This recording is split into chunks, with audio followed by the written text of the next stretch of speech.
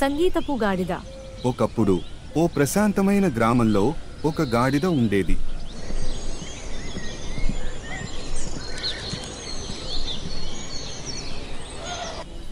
అది ఒక బట్టధోబీకి పని చేసేది. పగలు బరువైన బస్తాలను మోస్తూ గడిపేది, కానీ రాత్రివేళ తనంతటా తానే స్వేచ్ఛగా తిరిగేది.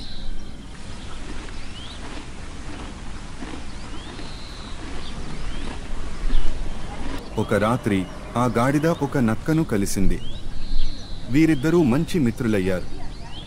అప్పటినుంచి రాత్రివేళ పక్కనే ఉన్న పొలాల్లోకి వెళ్లి కొత్త కూరగాయలను తినడం మొదలుపెట్టారు.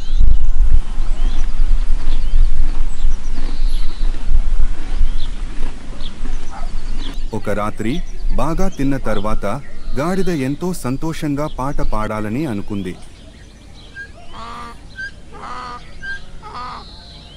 నక్క మౌనంగా ఉండమని హెచ్చరించింది, కానీ గాడిద వినకుండా మురిగింది.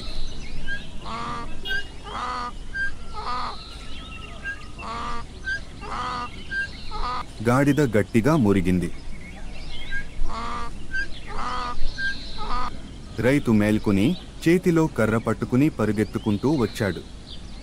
నక్క వెంటనే పొదల్లో దాక్కుంది, కానీ గాడిద చిక్కుకుంది. రైతు గాడిదను గట్టిగా కొట్టాడు. గాయాలతో బాధతో గాడిద వెనుదిరిగి నడిచింది. నక్క దీన్ని చూసి తల ఊపింది.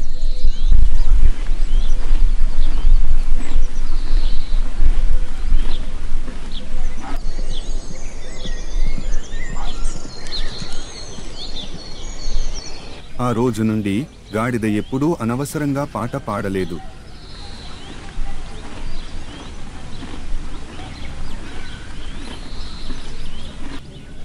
అది తెలుసుకుంది, ప్రతి పని సమయానికి చేయాలి.